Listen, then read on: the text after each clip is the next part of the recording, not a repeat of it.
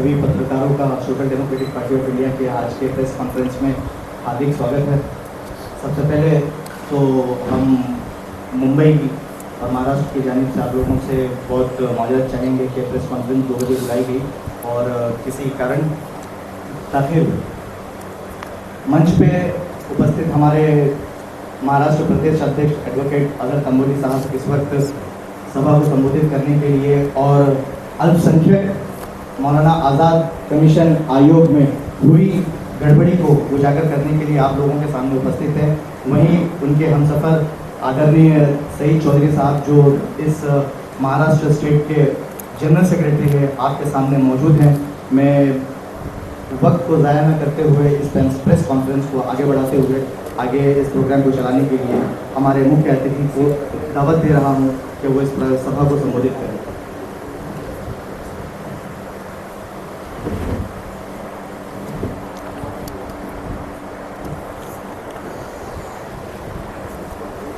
आज जी press conference बोलवण्यात आलेली आहे ती मौलाना आझाद अल्पसंख्याक आर्थिक विकास महामंडळ या विभागामध्ये जो काही गैरप्रकार भ्रष्टाचार होत आहे तो आत्ताचंच नसून मागच्या काही गेल्या वर्षापासून कित्येक वर्षापासून मोठ्या प्रमाणात भ्रष्टाचार होत आहे। परंतु ज्या पद्धतीने महाराष्ट्र सरकार नेहमीच अल्पसंख्याकांच्या संदर्भात उदासीन असते, कन्स्ट्रक्टिव्ह असं महाराष्ट्रामध्ये अल्पसंख्याकांच्या उन्नतीसाठी व त्यांच्या आर्थिक एम्पॉवरमेंटसाठी कोणतेही पावले उचलले जात नाहीत। जे थोडंफार अल्पसंख्याक आयोगाच्या माध्यमातून म्हणा किंवा मौलाना आझाद अल्पसंख्याक आर्थिक विकास महामंडळाच्या माध्यमातून काम होणं अपेक्षित आहे ते होताना दिसत नाही आहे। अल्पसंख्याकांच्या डेफिनेशनमध्ये आपण माहीत असेल मुस्लिम, ख्रिश्चन, पारसी, बौद्ध या प्रकारचे अल्पसंख्याक रिलिजियस मायनॉरिटीज आहेत। परंतु ओव्हरऑल जर आपण हे कारभार जर बघितला महामंडळाचा ते एकदम विचित्र आहे। या मौलाना आझाद अल्पसंख्याक आर्थिक विकास महामंडळाच्या मध्ये फक्त एक प्रकारचा घोटाळा नाही आहे। या आर्थिक विकास महामंडळाच्या माध्यमातून अल्पसंख्याक समाजाच्या उदात्तीकरण म्हणजे डेव्हलपमेंटसाठी, एम्पॉवरमेंटसाठी, शिक्षणासाठी, त्यांना अपलिफ्ट करण्यासाठी उपाय वेगवेगळ्या योजनांच्या अंतर्गत जे हे काम करत होतं। परंतु जर आपण जर बघितलं ओव्हरऑल की नेमकं अल्पसंख्याकांचा उद्धार करण्यासाठी अल्पसंख्याक विकास महामंडळ काम करत आहे का एखाद्या विशिष्ट पार्टीसाठी हे काम करत आहे असं दिसून येते। आमच्याकडे वेगवेगळे इश्यू आहेत। आज आम्ही फक्त एक समराईज असं प्रेस कॉन्फरन्समध्ये करणार आहोत। त्यानंतरनं प्रत्येक प्रकरणाचे डिटेल पत्रकार परिषद घेऊन जनतेसमोर आम्ही यांनी केलेला भ्रष्टाचार जो आहे ना उघडकीस आणणार आहोत। यामध्ये खास करून जर बघायला गेलो तर ओव्हरऑल जे अल्पसंख्याक महामंडळ आहे आर्थिक विकास महामंडळ याच्यामध्ये कर्ज वाटप योजना, उन्नती कर्ज वाटप योजना असू दे, टर्म लोन, शैक्षणिक लोन असू दे, याच्यामध्ये मोठ्या प्रमाणात जे ना घपला चालू आहे, भ्रष्टाचार चालू आहे। बरं हे भ्रष्टाचार असंच कुणीतरी एक ऑफिसर करते असं नाही आहे। हे प्रॉपरली मागच्या जर 3 वर्षाचं फक्त जर मी म्हणायचं म्हणलो जेव्हापासून हे सरकार आलं तेव्हापासून जरी म्हणायचं म्हणलं तर याच्यामध्ये गेल्या 3 वर्षापासून एक सिंडिकेट करून एक प्रॉपर प्लॅनिंगच्या माध्यमातून भ्रष्टाचार घडवण्यात येत आहे। यामध्ये राष्ट्रवादी काँग्रेस, अजित पवार गट, त्याचप्रमाणे महामंडळाचे चेअरमन अंतुले, मुस्ताक अंतुले साहेब, त्याचबरोबर MD मखदूम व त्यानंतरनं त्यांचे सहकारी, ते आम्ही सविस्तर खुलासा करूच की नेमकं काय घडतंय। यामध्ये खास करून आज आपण जर बोलायचं म्हणलं तर कर्ज वाटप योजनेच्या अंतर्गत महामंडळामध्ये कंत्राटी कामगार हे बॉस बनून फिरतायत। हे कंत्राटी कामगार कोण आहेत? हे कंत्राटी कामगार पक्षाचे, राजकीय पक्षाचे कार्यकर्ते आहेत। महामंडळामध्ये प्रत्येक जिल्ह्याला जिल्हा व्यवस्थापक नामाचं एक पद आहे. कर्ज वाटप करायचं असेल किंवा इतर काही योजनाचं असेल, जिल्हा व्यवस्थापक म्हणून प्रत्येक जिल्ह्याला एक पद आहे. ते पद वर्ग 2 क्रमांकाचं आहे. म्हणजे एक महत्वाचं पद आहे. ते पद बहुतांश हे कॉन्ट्रॅक्ट बेसिसवर घेतलेल्या लोकांच्या हातात आहेत. बरं, हे कॉन्ट्रॅक्टवर घेतलेले जे कर्मचारी आहेत हे फक्त जिल्हा स्तरावर नाहीत, राज्य स्तरावर देखील जे काही अधिकारी आहेत, परमनंट आहेत लोक अधिकारी आहेत, त्यांना सोडून कंत्राटदारांच्या हातामध्ये ही पूर्ण महामंडळाची सत्ता दिलेली आहे, ऑथॉरिटी दिली असं हे दिसून येते. त्यातल्या त्यात एक एक्झाम्पलच्या ह्याच्यावर जर आपण घ्यायचं म्हणलं, त्या कर्ज वाटप योजनेमध्ये पूर्ण महाराष्ट्रामध्ये पुण्याचं जर एक्झाम्पल घ्यायचं म्हणलं, कशा पद्धतीने चालतंय ते बघा तुम्ही. पुणे जिल्हा व्यवस्थापक म्हणून रहीम मुलानी हे एक अधिकारी आहेत. आता त्यांचं ट्रान्सफर झाले एक काही दिवसापूर्वीच, ते पण आंदोलन केल्यानंतर ट्रान्सफर झालेलं आहे. हे रहीम मुलानी यांचे सख्खे मामा अल्ताफ सय्यद हे बारामतीचे, त्यांचे सख्खे मामा पुण्यामधले मागच्या 3 वर्षातले मोर दॅन 90% जे प्रकरण आहेत कर्ज वाटपाचे, हे पूर्णतः अल्ताफ सय्यद यांच्या माध्यमातून आलेले आहेत. बरं, हे घेताना हे एजंटगिरी चालू आहे पक्षाची. बरं, अल्ताफ सय्यद कोण? अजित पवार यांचे निकटवर्तीय. त्यांचे जे पद आहेत त्यात मुस्लिम बँक म्हणून आहे पुण्याची सहकारी बँक, त्याचे ते संचालक आहेत. त्यांची स्वतःची बारामतीमध्ये एक पतपिढी आहे, त्याच्यामध्ये ते आहेत. त्यांनी एक गृहनिर्माण संस्था चालू केलेली आहे, प्लॉट हे करून, त्याचे ते अध्यक्ष आहेत. बरं, हे जे अल्ताफ सय्यद म्हणून राष्ट्रवादीचे कार्यकर्ते आहेत, पदाधिकारी आहेत, ते कर्ज देण्यासाठी म्हणून कमिशन घेतात. बरं, कमिशन घ्या. पूर्ण पुणे जिल्ह्यामध्ये फक्त 98% पेक्षा जास्त जे कर्ज आहेत ते फक्त बारामतीमध्ये देण्यात आली. 2023 मध्ये 100 प्रकरण आले. ते 100 प्रकरणाचे कर्ज वाटप फक्त बारामतीमध्ये झालं. 2024 मध्ये 4,500 कोटीचं कर्ज वाटप झाले, ते बारामतीमध्ये झालं. त्यानंतर आत्ता रिसेंटली 2025 मध्ये 221 प्रकरणं आले, त्याच्यामध्ये ते सगळी प्रकरणं बारामतीची होती. बरं, हे प्रकरणं जे आहेत ते पात्र नाहीत. तुम्ही विचार करत असाल की हे पात्र असतील, दिले असतील म्हणून. बरं, ही प्रकरणं कुणाला दिली त्यांनी? हे लोन कुणाला दिलं कर्ज वाटप? हे त्यांनी दिलं आपल्या घरातल्या लोकांना, आपल्या नातेवाईकांना, आपल्या मित्रमंडळींना व त्याचप्रमाणे आपल्या पक्षाच्या कार्यकर्त्यांना. बरं, हेच कर्ज त्यांनी जे दिलेलं आहे ते सांगतात. त्या संदर्भात तुम्ही जर बघितलं ते ओव्हरऑल डॉक्युमेंटेशन जर बघितलं तुम्हाला कळून येईल की हे कर्ज वाटप करताना त्यांना सांगतात की आपल्याला अजितदादांची मदत आहे, आपल्याला कर्ज फेड करायची गरज नाही आहे, अशा पद्धतीने ते स्टेटमेंट करतात. आणि जर ओव्हरऑल तुम्ही जर पाहिलात की तुम्हाला डॉक्युमेंट देण्यात येतील की रिकव्हरी जी आहे ते फक्त आणि फक्त 15% देखील नाही आहे. बारामती जरी म्हणायचं म्हणलं, मागच्या 3 वर्षाचे 114 कर्जाचे लोन असे आहेत ज्यांनी 0 EMI दिलेलं आहे. 0 EMI दिलेलं नाही त्यांनी.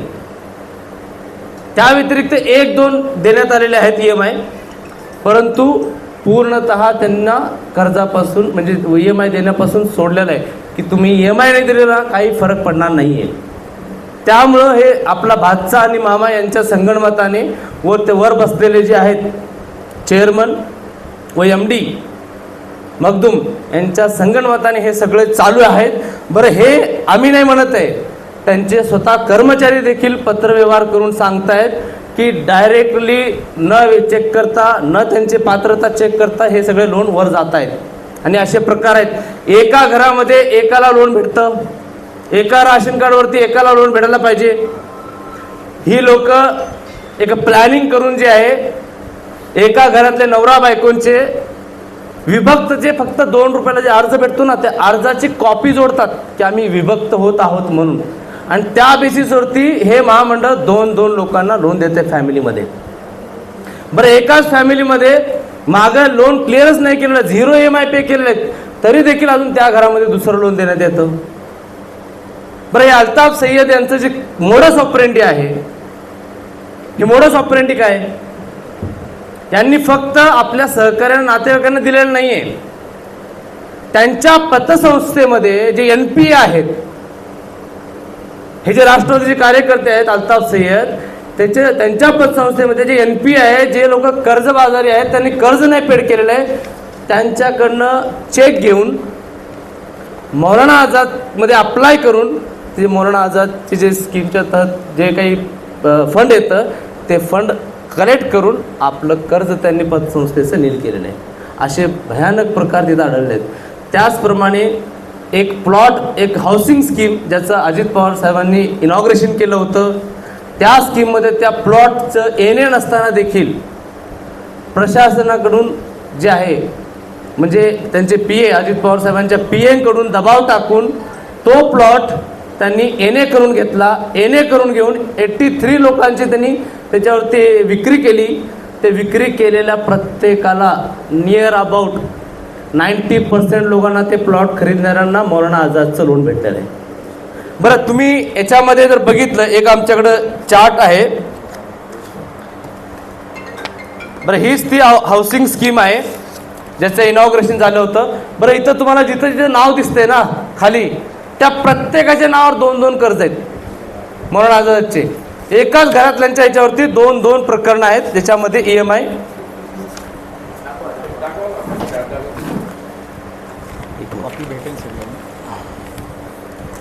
हे हाऊसिंग स्कीमचं आहे, ह्याचं एने केलेलं आहे, ते अवैधरित्या करण्यात आलेलं आहे. त्यानंतर याच्यामध्ये जी नावं दिसत आहेत ते सगळे कर्ज घेतलेले आहेत मौलाना आझादकडनं. अजून शॉकिंग गोष्ट सांगतो तुम्हाला, डबल कर्ज काय काय लोकांचे. त्या व्यतिरिक्त या प्लॉटिंगमध्ये विचार करण्यासारखी गोष्ट आहे, हे प्लॉटिंगमध्ये मुस्लिम बँकचे डायरेक्टर आहेत अल्ताफ सय्यद, राष्ट्रवादीचे कार्यकर्ते. त्यांनी मुस्लिम बँकेकडनं ॲव्हरेज 14.5 लाख लोन यातल्या 60 सभासदांना दिलेलं आहे. म्हणजे तुम्ही मौलाना आझादचं पण कर्ज घेताय, तुम्ही ते परतफेड करत नाहीये, तुम्ही मुस्लिम बँकेचे डायरेक्टर आहात म्हणून तुम्ही तिथल्या लोकांना देखील कर्ज देत आहे. बरं, विचार करण्यासारखी गोष्ट आहे, स्वतः डायरेक्टर आहे आणि गृहनिर्माण संस्था त्यांनी निर्माण केली, त्याचे ते अध्यक्ष आहेत, स्वतः त्यांच्या बँकेतनं कर्ज देत आहेत. तमाशा लावलं सगळं आहे. बरं, हे सगळं असताना त्यांचे तुम्ही जर व्हिडिओज ऑनलाईन आहेत पोर्टलमध्ये, ह्याच्यामध्ये हे सगळं कारभार चालू असताना एकतर कमिशन घेतात, पेड करायचं नाही, दादा आपल्यासोबत आहेत असंच लोकांना आश्वासन द्यायचं. त्या व्यतिरिक्त हे सगळं असताना यांचेच राष्ट्रवादी कार्यकर्त्यांचे नेत्यांचे सत्कार समारंभ होतात. मौलाना आझाद आर्थिक विकास महामंडळ यांच्याकडून तुम्ही आम्हाला कर्ज दिलात म्हणून तुमचे धन्यवाद. हे कोण? यांचं धन्यवाद कशासाठी होत असेल बरं? हे सगळं जे आहे ना, जिल्हा व्यवस्थापक भातचं आहे, आपण कर्ज आहे, अडमाप कर्ज घ्यायचे. तुम्हाला काही चार्ट्स आहेत, मी तुम्हाला वाचून दाखवू इच्छितो की व्हॉट्सॲप ग्रुपचे चार्ट्स आहेत ते, आणि त्यात सांगितलेलं आहे हे बाहेर जायला नको बरं का म्हणून.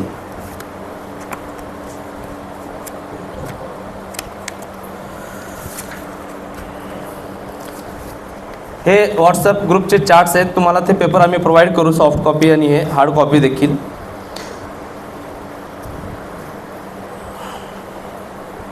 याच्यामध्ये 25 फेब्रुवारी 2025 इथला मेसेज आहे, 27 फेब्रुवारीचा आहे. अपने हाउसिंग सोसाइटी के सभी सभासदों से गुजारिश है, सिर्फ अपने सोसाइटी के सभासदों के मौलाना आजाद आर्थिक विकास महामंडल से 3 लाख या 5 लाख के नए लोन करने जा रहे हैं। इतना अंडरलाइन असू दे कि अपने सोसाइटी के सभासदों के, बाकी नहीं। और सुनिए आगे, अभी फिलहाल महामंडल के लोन बंद है बरं का, लोन बंद है, लेकिन हम लोग अजीत पवार इनके सहकार्य से पूरे लोन मंजूर करके ले सकते हैं। अजून पुढं म्हणतायत, अगर 3 लाख भी लोन हो जाएगा तो अपना मुस्लिम बैंक का लोन बहुत कम हो जाएगा। कळालं? प्लॉटिंग केली तुम्ही, येणे नव्हतं, राजकीय याचा वापर करून इन्फ्लुएन्स करून ते येणे करून घेतलात, प्लॉटिंग केली आणि त्या प्लॉटिंगमध्ये खरेदी करणाऱ्यांना 60 लोकांना त्यांनी 14.5 लाखाचे लोन दिले। आता म्हणतायत की आपण मौलाना आझादकडनं पण घेऊया आणि आपण ते तिकडं फेड करूया, आपलं लोड कमी होईल। बरं, अजून ऐका पुढं, अगर किसी के पास लोन करने के लिए आदमी नहीं बचा होगा, कारण डबल केलेला है, आदमी बचेंगे कहाँ से, 400 लोन किए इन्होंने, आदमी नहीं बचा तो उसने अपने रिश्तेदार के नाम पे लोन करके, यात पती पत्नी भाऊ सगळे केलेले आहेत, ते एविडेंस पण आहेत, करे और खुद ही प्रॉपर्टी देकर जामीनदार हो सकते हैं। अगर अपने पास प्रॉपर्टी है और उसके पहले महामंडल का लोन भी लिया है तो वही प्रॉपर्टी वापस हम लोग चला सकते हैं। कळालं? ये लेटर किसने लिखा है? हे व्हॉट्सअप त्यांचा ग्रुप आहे। पुढे अजून येतो मी, ऐका, हम पहले लोन लिया होगा तो भी हम चला सकते हैं। क्यों चला सकते हैं? क्योंकि हमारा रहीम मुलानी बैठा है जिला व्यवस्थापक बन के, बादशाह है ना, मामू कॉपरेट कर। आगे देखिए, सिर्फ उसका मूल्यांकन ज़्यादा होना चाहिए। इस योजना के बारे में सभी सभासद भाइयों फ़ायदा उठाए और जिसके नाम से लोन करना है उसका नाम, डोमिसाइल सर्टिफिकेट, उत्पन्न दाखला, एक 7/12 उतारा, मूल्यांकन पत्र निकाले, बराए मेहरबानी। ये मैसेज बाहर किसी को मत बताइए और अपने ही बात रखे, वरना अपने काम में रुकावट आ सकती है। अल्ताफ सय्यद, बारामती। पर हे सगळं होत असताना तिथं मौलाना आझाद आर्थिक विकास महामंडळ हे इथं जाऊन कार्यक्रम करतात। ताईंच्या सुनेत्राताई यांच्या उपस्थितीमध्ये कर्ज वाटपचं कार्यक्रम होतं। बरं, ह्या कार्यक्रमामध्ये मौलाना आझादचे चेअरमन, आर्थिक विकास महामंडळाचे, त्यानंतर MD मखदूम ते असतात आणि काही प्रकरण तर बरं दुसरे लोक जे अप्लाय करतात त्यांचं काय होतं, जे अल्ताफ सय्यद यांच्या व्यतिरिक्त जे लोक प्रकरण बारामतीचे अप्लाय करतात त्यांच्या विरुद्ध ऑब्जेक्शन घेणारे हे अल्ताफ सय्यद, त्याचे पण पुरावे आहेत। स्वतःच्या हँडरायटिंगमध्ये ऑब्जेक्शन घेतात कोणी शैक्षणिक लोन घेत असेल तर, कारण त्यांच्या थ्रू नाही गेलं। बरं, हे जे लोन देण्यात आलेले आहे याचा जिल्हा व्यवस्थापक म्हणून अजून एक आहे, त्यांनी आता सध्याचं एक 3 तारखेचं पत्र आहे, त्या 3 तारखेच्या पत्रामध्ये सांगितलेलं आहे की हो, त्यांच्याच कार्यालयीन कर्मचाऱ्यांनी दिलेलं आहे की मौलाना आझाद यांच्या ह्याच्यामध्ये ज्येष्ठतेनुसार कर्ज देण्यात आलेले नाहीत, असे प्रकार आढळले आहेत आणि ते डायरेक्ट वरून सँक्शन होतात, चेअरमन आणि MDच्या माध्यमातून हे सगळे सँक्शन होतात। हे असं पत्रामध्ये त्यांनी नमूद केलेलं आहे कर्मचाऱ्यांनी त्यांच्या। बरं, पुढे जाऊन हे जे कर्ज वाटप योजना आहे किंवा हे लोन आहे रिकव्हरी, आपण बघत असाल की एखादं कर्ज आपण घेतल्यानंतर 2 ते 3 जर EMI नाही भरले तर आपल्यावरती बोजा चढवतात, आपल्यावरती कडक कारवाई करण्यासाठी ते वित्तीय संस्था जी असतात ते हे करते। यांनी 2-2, 3-3 वर्ष त्यांनी EMI नाही भरलेलं आहे, त्यांना नोटीस देखील नाहीये। का बरं असं होत असेल? बरं, पूर्ण महाराष्ट्रामध्ये फक्त बारामतीमध्ये अल्पसंख्याक राहतात का? मौलाना आझाद अल्पसंख्याक आर्थिक विकास महामंडळ हे अल्पसंख्याक आहे. पूर्ण महाराष्ट्रामध्ये अल्पसंख्याकामध्ये तुम्ही किती लोकांना पारसींना का देत नाही? तुम्ही ख्रिश्चन समुदायाला लोन का दिलं नाहीये? बाकी दुसरे समुदाय आहेत, अजून पारसी बौद्ध आहेत, का देत नाही तुम्ही त्यांना लोन? फक्त मुस्लिम आणि फक्त मुस्लिम याच्यामध्ये त्यांचं आहे. बरं, हे कुणाला देतात तुम्हाला सांगितलं? नातेवाईक. ह्याच्यामध्ये तुम्हाला कागदपत्र देऊ आम्ही, ज्याच्यामध्ये त्यांचे मामा, सख्खे मामा, भावाची मुलं, सुनेची मुलं, त्याचे नातवंड, असे सगळे आम्ही अनालिसिस केलेलं आहे. ते सॉफ्ट कॉपीमध्ये तुम्हाला देऊ. म्हणजे हे फक्त एक एक्झाम्पल म्हणून तुम्हाला पुण्याचं समोर ठेवलेलं आहे. सेम जालना, तुमच्या जालनामध्ये अब्दुल सत्तार साहेब, त्या ठिकाणी त्यांनी एजंट नेमून ठेवलेले आहेत. तुम्ही लोन सध्या देणं बंद आहे, तरी देखील 50 ते 60 प्रकरण जिल्हा व्यवस्थापक वगैरे सगळं बायपास करून डायरेक्ट एमडी कडे येतात. हे घ्या, आमची लिस्ट आहे, ते करून टाका. बरं, करून टाका म्हणजे कसं करून टाका? काही चेकअप वगैरे नाहीये. तुम्हाला फाईल देण्यात येईल, त्यांचे प्रकरण नंबर आहेत, सिरियल नंबर असं स्टार्ट होतात, ते कुठंही मिस्टेक होत नाहीये. जसं याच्यामध्ये चालू आहे की MULTN 2024/1071, 1071, 1072, असं जे लिंक चालू होतं ते पूर्ण एकदम एंड होईपर्यंत जे नेत्यांनी सांगितलेलं त्यांना लोन द्यायचं, त्यांची पात्रता आहे नाही माहीत नाही. 75,000 रुपये हे अब्दुल सत्तारांचे एजंट जालनामध्ये बसून घेतात एका लोनसाठी. बरं, रिकव्हरी बारामती जरी म्हणलात ना तुम्ही, एक लिस्ट आहे, तुम्ही हे बघा. हे दिलं का त्यांना कॉपी? हां, हे कॉपी द्या ना. काही सामाजिक कार्यकर्त्यांनी ही माहिती काढली होती RTIच्या माध्यमातून.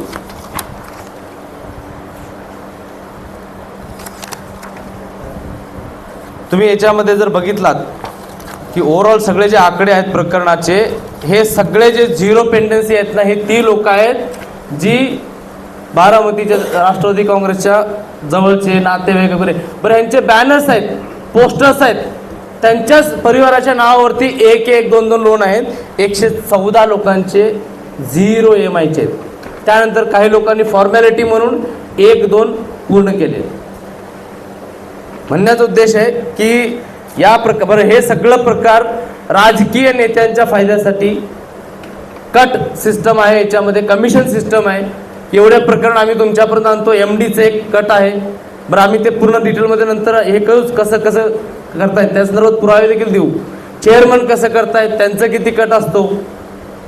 बरं, त्यानंतर ना पूर्ण महाराष्ट्रामध्ये ज्या ठिकाणी सगळीकडे दुसरे लोक अप्लाय करतात, दुसरे लोक अप्लाय तर करत असतील ना, मेरिट काही कन्सिडर करत नाहीत.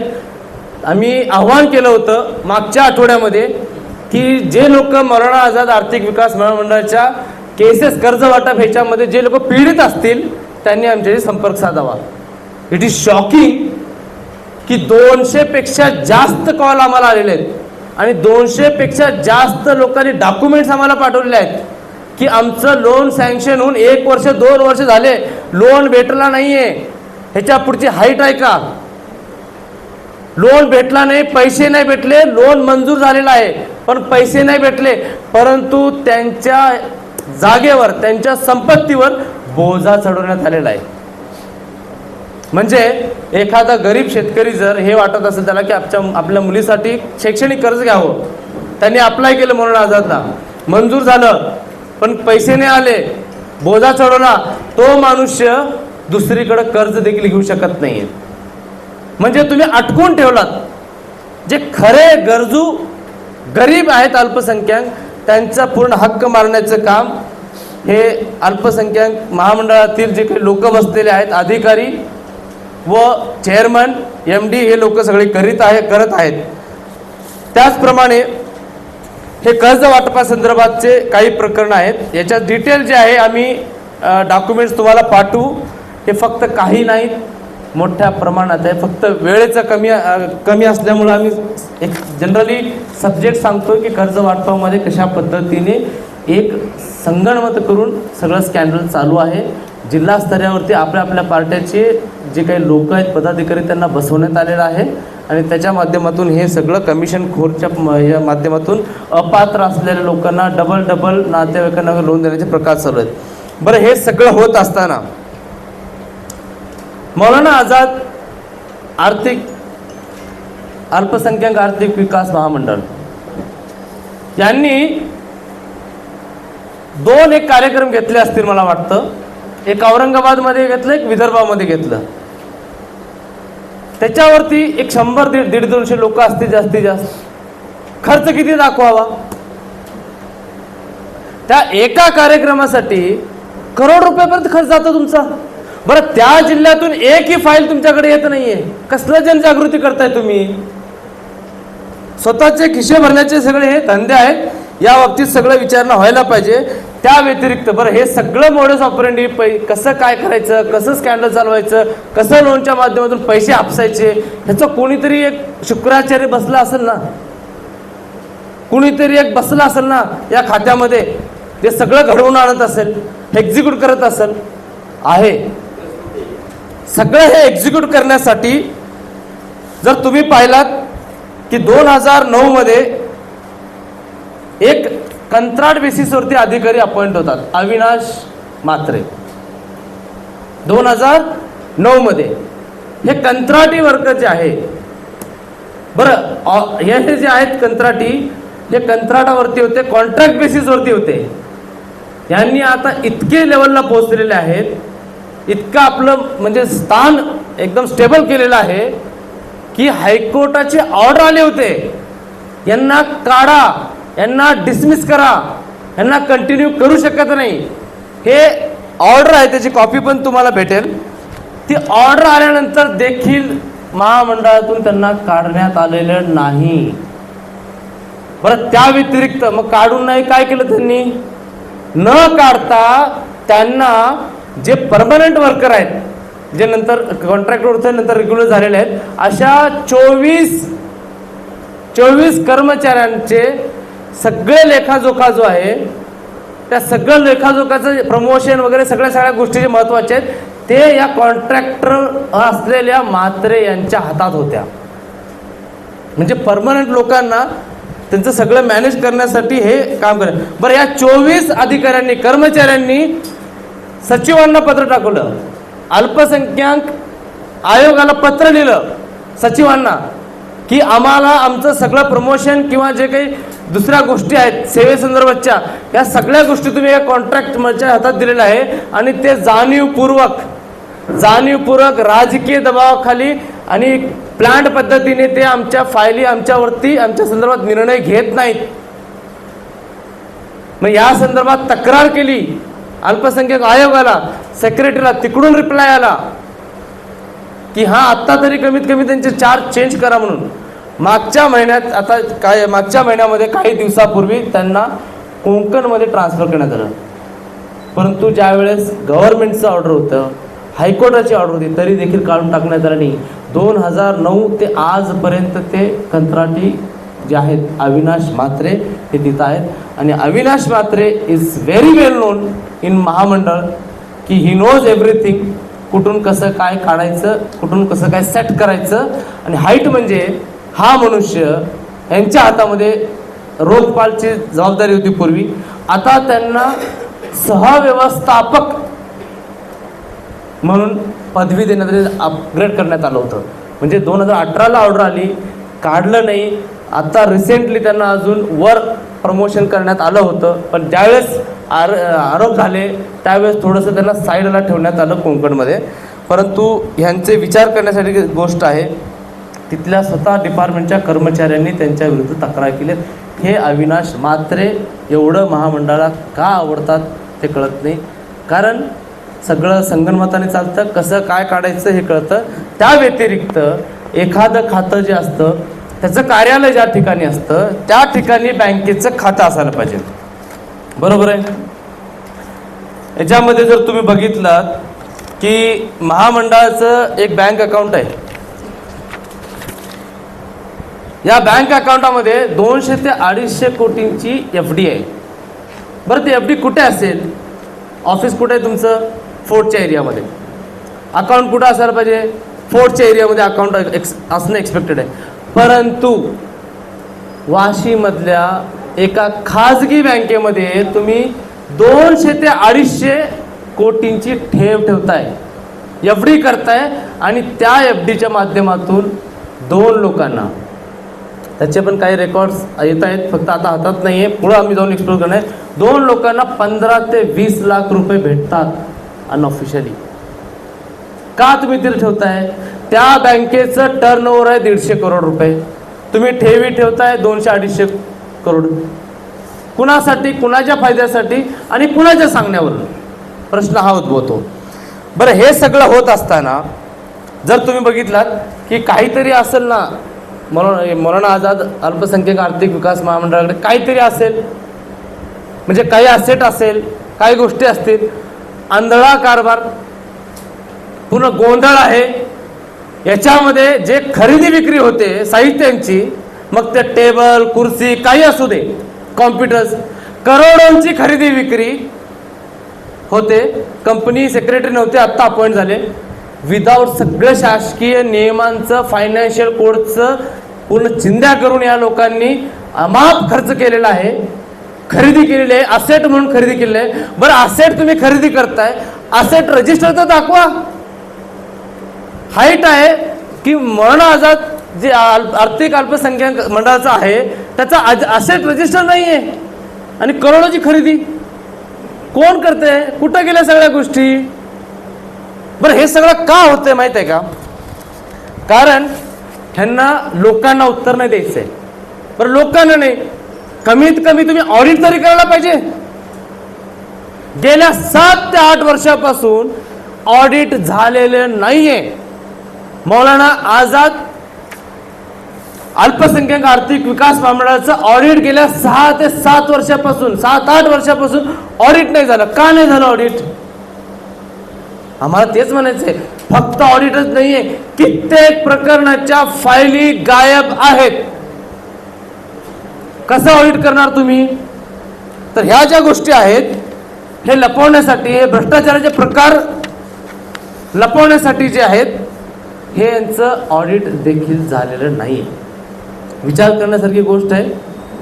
CAG मध्ये असू दे किंवा महाराष्ट्र शासनाच्या ह्याच्यामध्ये तुमच्याकडे एकतर असेट रजिस्टर नाही आहे, तुमचं ट्रान्झॅक्शन बरोबर नाही आहे, ट्रान्सपरन्सी नाही आहे, करोडोचं तुम्ही खरेदी करताय, तुम्ही ऑडिट होत नाही ना. आणि हे करू पण देणार नाहीत, कारण आत्ता जे बसलेले आहेत ना, चेअरमन असू दे, MD असू दे, त्यांचे सगळे बाहेर निघतील. प्रश्न तेच आहे आम्हाला की अल्पसंख्याक समाजाच्या गरिबांच्या हक्कावरती तुम्ही डल्ला मारताय. बरं, हे डल्ला मारण्यासाठी राजकीय पक्ष आणि त्यांचे नेते, कार्यकर्ते हे सगळे त्यांना मदत करत आहेत. हे सगळं जे काही चालू आहे की कंत्राटीवरती लोक घ्यायचे, पक्षाचे कार्यकर्ते भरायचे, मग ते नंतर पात्र अपात्र बघायचं नाही, त्यानंतर लोन रिकव्हरी, लोन परत करण्याची तुम्हाला गरज नाही म्हणून आश्वासन द्यायचं. हे सगळे जे प्रकार आहेत, त्या व्यतिरिक्त त्यांची तुम्ही, मला तेच म्हणायचं आहे, तुम्ही मौलाना आझाद अल्पसंख्याक आर्थिक विकास महामंडळ, आपण आपल्या देशामध्ये ट्रान्सपरन्सी, अकाउंटेबिलिटीला पुढं आपण हे करत आहोत. पूर्ण जग त्या दृष्टिकोनातून पुढे जात आहे. या महामंडळाची वेबसाईट जाऊन बघा तुम्ही. महामंडळाच्या वेबसाईटवर तुम्हाला काय भेटणार आहे माहिती आहे? डाउनलोडमध्ये गेला तर तुम्हाला नॅशनल जे मायनॉरिटी कमिशन आहे त्याचे काहीतरी PDF तुम्हाला भेटतील. सेक्शन 4चं इम्प्लिमेंटेशन होणं कंपल्सरी आहे. तुम्हाला 17 बाबींची माहिती सेल्फ डिस्क्लोज करणं महत्वाची आहे. काही भेटणार नाहीये. कोण अधिकारी, किती वर्ष, काही तुम्हाला भेटणार नाही. दुसरं, सिटीजन चार्टर, त्याच्या संदर्भात काही डॉक्युमेंट तुम्हाला भेटणार नाहीये. बरं, लोन कुणाला दिलं, काय दिलं, कसे निकष आहेत, काही तुम्हाला भेटणार नाहीये. मग आहे तरी काय नेमकं? तर ह्या सगळ्या गोष्टी गोंधळ सगळं चालू आहे. अल्टिमेटली लॉस कुणाचं जर होत असेल तर अल्पसंख्याक समाजाच्या गरीब लोकांचं व शिक्षण घेऊ इच्छिणाऱ्या त्या विद्यार्थ्यांचं लॉस होत आहे. त्या व्यतिरिक्त ज्याप्रमाणे मी सांगितलं, आमच्यापर्यंत आत्तापर्यंत 200 ते 250 लोकांचे असे म्हणजे कॉल आलेले आहेत, डॉक्युमेंट आलेले आहेत की ज्यांच्यावरती बोजा चढवण्यात आलेला आहे, त्यांना पैसे नाही भेटले, दुसरे लोक पण त्यांना आता बँक म्हणा किंवा इतर संस्था त्यांना लोन देत नाहीत कारण त्यांच्यावरती बोजा चढलेला आहे. असे अजून काही प्रकार आहेत जे आम्ही डिटेलमध्ये अजून एक पार्ट 2 डिटेलमध्ये आम्ही प्रेस कॉन्फरन्स करावी लागणार आहे व त्याचप्रमाणे त्या संदर्भाची डिटेल माहिती आम्ही पब्लिक डोमेनमध्ये पण टाकणार आहोत. मायन्यूट डिटेल्स आहेत, भरपूर कागदपत्र आहेत, आम्ही व्हेरीफाय करून सगळ्या गोष्टी बोलत आहोत. ज्या ज्या गोष्टी आम्ही बोललेलो आहोत त्या संदर्भात तुम्हाला सपोर्टिंग डॉक्युमेंट भेटतील व अजून काही भरपूर भयानक येणार आहे. फक्त इथे इन प्रोसेस असल्यामुळं मी इथं त्या संदर्भात बोलू शकत नाही आहे. या संदर्भात आमचं एवढंच म्हणणं आहे की आम्ही हे शासनाने एक ज्युडिशियल इन्क्वायरी या संदर्भात व्हायला पाहिजे, एक SIT गठीत व्हायला पाहिजे, कारण गेल्या कित्येक वर्षापासून लुबाडण्याचं काम फक्त या महामंडळामध्ये चालू आहे. आणि हे जर का मागणी पूर्ण नाही करत किंवा याच्यावरती ऑडिट नाही करणार, ऑडिट जर होणार नसेल किंवा या संदर्भात जे काय आहे ते खुलासे जर होणार नसतील, चौकशी होऊन आणि ज्या लोकांनी अपहार केलेला आहे किंवा फसवेगिरी केलेली आहे, शासनाची फसवेगिरी केलेली आहे, धोक्याने आपले कर्ज मंजूर करून घेतलेले आहेत, यांच्यावरती गुन्हा दाखल व्हायला पाहिजे. खास करून याच्यामध्ये मी सरळ ॲलिगेशन करतो आणि त्यात तथ्यता आहे. Chairman Mushtaq Makhdoom, MD Mushtaq Antule chairman व मखदूम जे आहेत ते MD आहेत, त्यांच्यावरती जिल्हा व्यवस्थापक, त्यानंतर राजकीय जे कार्यकर्ते ते कमिशनखोरीवरती अपात्र असलेल्या लोकांचे, आपल्या नातेवाईकांची कर्ज घेत आहेत, यांच्यावरती चौकशी होऊन गुन्हा दाखल करायला पाहिजे अशी आमची अपेक्षा आहे, अशी मागणी आम्ही करतो. व त्याचप्रमाणे जर याच्यावर कारवाई होणार नसेल तर पुढच्या आठवड्यापासून social democratic party of India हे रस्त्यावर उतरून पूर्ण महाराष्ट्रामध्ये या बाबतीत आंदोलन करणार आहे. व त्याचप्रमाणे पुढील जे काही अजून गोष्टी आहेत ज्या म्हणजे फार भयानक आहेत त्या आता मी बोलत नाही आहे. या संदर्भात जर शासनाने या बाबतीत योग्य ती कारवाई नाही केली तर आम्ही हायकोर्ट, उच्च न्यायालयाचं मार्ग अपनावणार आहोत, त्याच्या संदर्भात पुढे कारवाई करणार आहोत. हे जे काही गोष्टी आहेत त्या संदर्भात आपल्याला काही प्रश्न असल्यास आपण विचारू शकता. आपने इसकी शिकायत उपमुख्यमंत्री अजित पवार को की थी? देखिए, कोई गवर्नमेंट इंस्टीट्यूशन है तो उसके जो कंसर्न अथॉरिटीज़ होते हैं उनसे शिकायत की जाती है. जहाँ तक हमारा सिर्फ शिकायत का सवाल है, ऑलरेडी या महामंडळामध्ये जी लोक ऑलरेडी आप बता रहे हैं कि वो राष्ट्रवादी कांग्रेस पार्टी से जुड़े हुए हैं और उन्होंने कहा था कि अजीत दादा हमारे साथ है, कोई इसकी यस जरूरत नहीं है. तो आपने इसकी हो सकता है कि अजीत दादा और इसकी मालूमात ना हो. अजीत पवार साहब को मालूमात है, उनके पास ऑलरेडी इस मामले में बहुत मर्तबा कंप्लेंट हुई है. ईमेल हमने जो है ना उनको बोलना नहीं समझा है, क्योंकि खुद वो जो है ना इस आरोप के इसके अंदर है. हमारा आरोप उन पर भी है, क्योंकि कोई इतना धड़ल्ले से आपके सामने आपके नाम के ऊपर लोगों को बोल रहा है कि कर्ज वापस करने की ज़रूरत नहीं है. आप वो कंट्रोवर्शियल प्लॉट हाउसिंग के ओपनिंग के लिए जाते हैं, उसके बाद में आप प्रोग्राम लेते हैं. आपको नहीं लगा कि अल्पसंख्यक सिर्फ बारामती में है, क्यों दूसरे जिलों में नहीं हुआ है कर्ज वाटप? वो खुद जो है इसके घेरे में है. हमारा आरोप भ्रष्टाचार का उन पर भी एकदम क्रिस्टल क्लियर है, क्योंकि उनके मालूमात में नहीं, ऐसा नहीं है. हम लोग बहुत सारे सबूत दे सकते हैं कि इस मामले में उनके कान पर बात है, लोगों ने उनको शिकायतें की है. आपकी तरफ से? हमने उनको नहीं किया है, क्योंकि हम लोग जो चोर होता है ना उसको कंप्लेंट नहीं करते हम लोग. सर ये बताइए कि मामले में कितना भ्रष्टाचार हो सकता है? देखिए, अभी पिछले 3 सालों की अगर हम बात करें तो अप्रॉक्सीमेटली 700-800 करोड़ का ये पिछले कुछ सालों में ये हो सकता है. लेकिन आप अगर पूरा जो ऑडिट नहीं हुआ है ना तब से अगर कैलकुलेट करेंगे तो मुझे लगता है 1,500 से 2,000 करोड़ का ये पूरा घोटाला है. तो आपने अब तक इस कार्रवाई के लिए आपने मुख्यमंत्री या गृह मंत्री को या किसी को भी आपने इंक्वायरी के लिए गाइड नहीं की? नहीं, हम लोगों ने इसके पहले प्रेस के माध्यम से और उसके अलावा जो है हम लोगों ने ऑनलाइन के ज़रिए से उनको अप्रोच हुए हैं. लेकिन मैं आपको बोलना चाहता हूं कि हमारी दुविधा ये है कि महाराष्ट्र में जो है अगर भ्रष्टाचार होता है तो उसकी शिकायत के ऊपर, चाहे वो केंद्र सरकार की हो, उस पर सीरियसली भाजपा नहीं लेती है। एक वॉशिंग मशीन की जैसा काम करती है, सिवाय ब्लैकमेलिंग के यूज़ करने की कोई कार्रवाई होने की हमको अपेक्षा नहीं है। उसके लिए हम लोग ज़्यादातर जो है हम लोग जुडिशियल रास्ता इख्तियार करेंगे, क्योंकि कुछ लोग बोलते आ रहे हैं और एक चर्चा भी महाराष्ट्र में है, भ्रष्टाचाराचे देवेंद्र जो है, मैं बोलना नहीं चाहता हूँ, लेकिन वो उसके ऊपर जो है वो अलग बात है कि वो उसके ऊपर कितनी शिकायत के ऊपर आपके वो लोग कार्रवाई करें या नहीं करें, लेकिन मतलब ये है कि आपकी तरफ से कार्रवाई होगी। ये इस मामले में जी, शिकायत नहीं की है। इस मामले में देवेंद्र फडणवीस साहब को ऑलरेडी ईमेल जा चुके हैं, डिटेल जा चुका है, पिछले अभी नहीं बहुत महीने पहले भी जा चुके हैं, लेकिन पूरा अनदेखी किया जा रहा है, क्योंकि एक सरकार बनाए रखना है, इसीलिए सब कुछ ये चल रहा है। सर आपका अगला कदम क्या होगा? नहीं, हम लोग इसमें अगला कदम जो है ना, दो तरीके से, इसमें बहुत बड़ा आर्थिक घोटाला हुआ है, हम इस मामले में इसमें आरबीआई भी कुछ हद तक इन्वॉल्व करना पड़ेगा, क्योंकि बैंकों का लोन है, एक जगह के ऊपर एक प्रॉपर्टी पे अब 2-2, 3-3, 4-4 लोन चल रहे हैं और ये सब कुछ चल रहा है। उसके अलावा जो है हम लोग इसको जुडिशियल रास्ता भी इख्तियार कर रहे हैं और हम रास्तों पे उतरेंगे, क्योंकि आप अल्पसंख्यकों का हक मार रहे हैं, उनके हुकूकों को मार रहे हैं और आपने पार्टी के लोगों को, पदाधिकारियों को ये पूरा लोन बांटने का काम कर रहे हैं। आपने कहा था कि मौलाना आजाद में जो है 2000 करोड़ का लगभग जो है घोटाला हुआ है, तो इसकी आवाज़ जो है सदन तक कैसे जाएगी?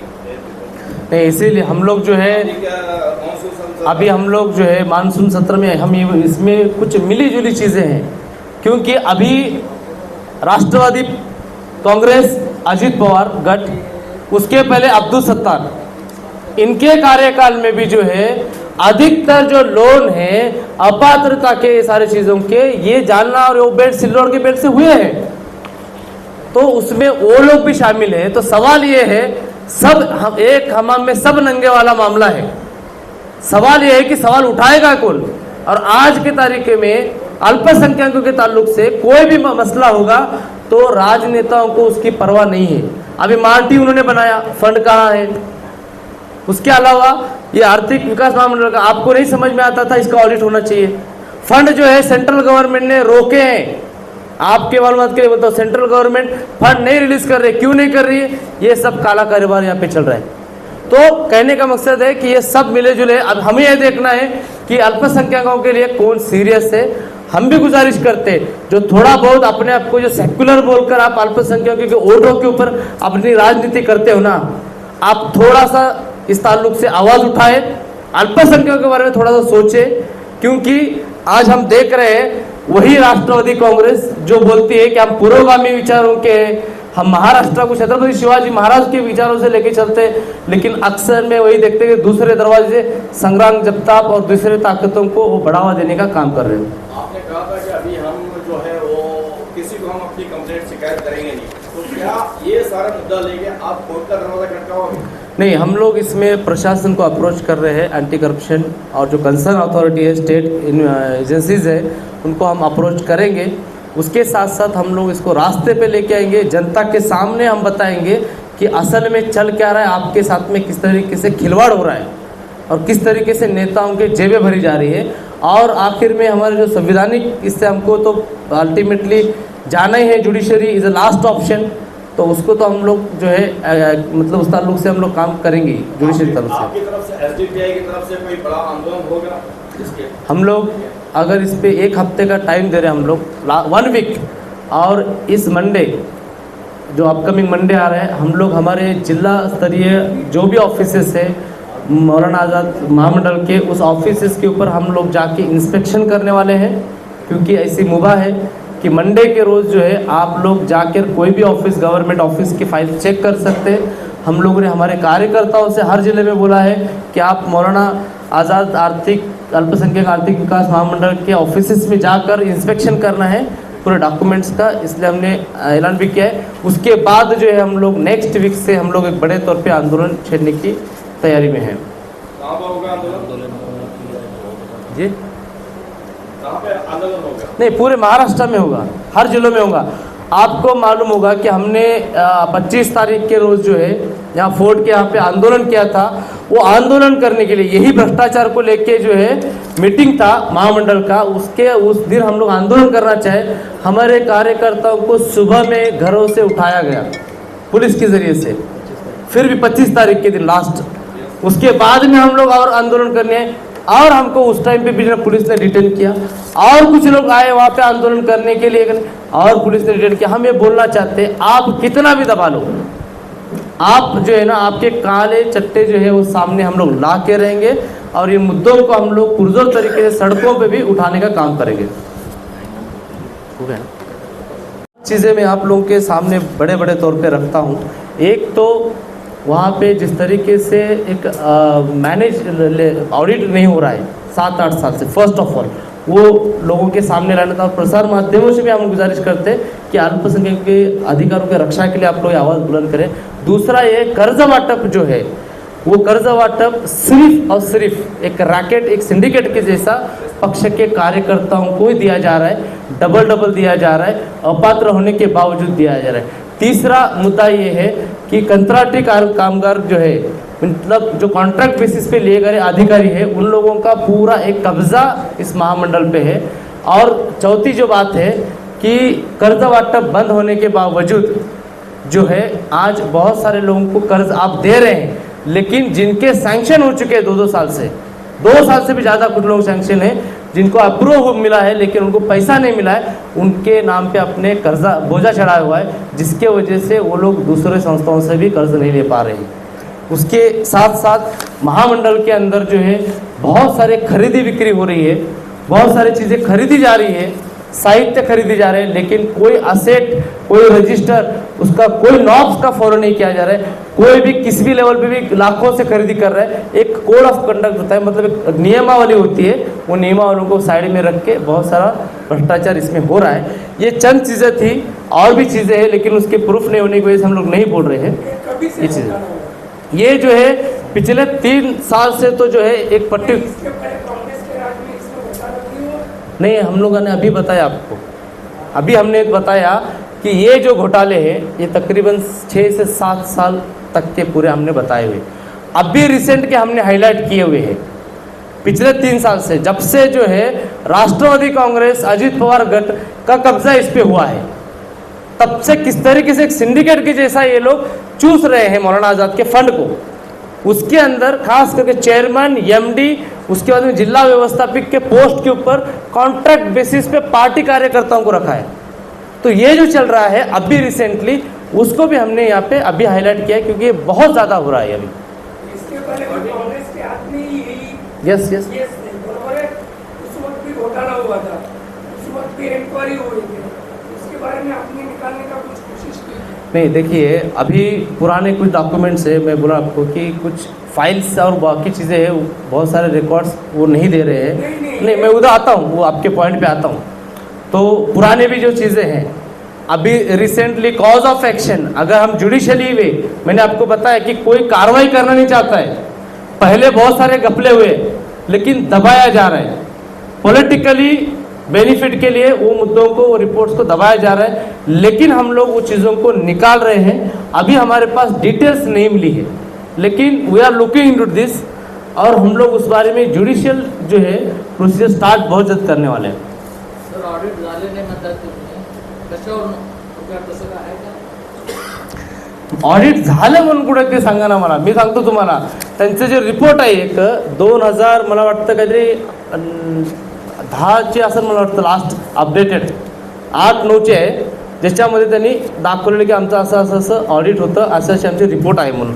त्यानंतर ना आम्हीचं अलिगेशन सोडा, ऑलरेडी बोर्डाचे जे डायरेक्टर्स आहेत, मग ते शिवसेनेचे असू दे, त्यांचे स्वतः राष्ट्रवादीचे असू दे, त्यांनी आरोप केलेले आहेत पत्रव्यवहार करून की ऑडिट झालं नाही, ऑडिट करा। बरं, हे सगळं अपार आहे ना, जे काही लोनचे वगैरे, त्यांच्यातील काही डायरेक्टर्स, बरं डायरेक्टरांचं पण ऐकलं जात नाहीये, अजेंडा वेगळा असतो, मिनिट्स जे मीटिंग ऑफ मिनिट्स असतात ते वेगळे बनतात। डायरेक्टरांचे कित्येक पत्र आहेत की तुम्ही आमचं ऐकतच नाहीये, काहीतरी वेगळाच कारभार चालू आहे। त्यात शिवसेनेचे पण डायरेक्टर आहेत, त्यात राष्ट्रवादीचे पण आहेत, पण बोलू शकत नाही. शेवटी बोलणार कसं स्वतःच्या पक्षाच्या विरोधात जाऊन? हा सगळा हे आहे. तुम्हाला आम्ही काही डॉक्युमेंट्स जे ना तुमच्याकडे पाठवू की कशा पद्धतीने जे एक्झिस्टिंग डायरेक्टर आहेत त्यांनी देखील तक्रार केलेली आहे की कशा पद्धतीने गोंधळ चालू आहे आणि ऑडिटच्या संदर्भात त्यांनी मुद्दा देखील उचललेला आहे.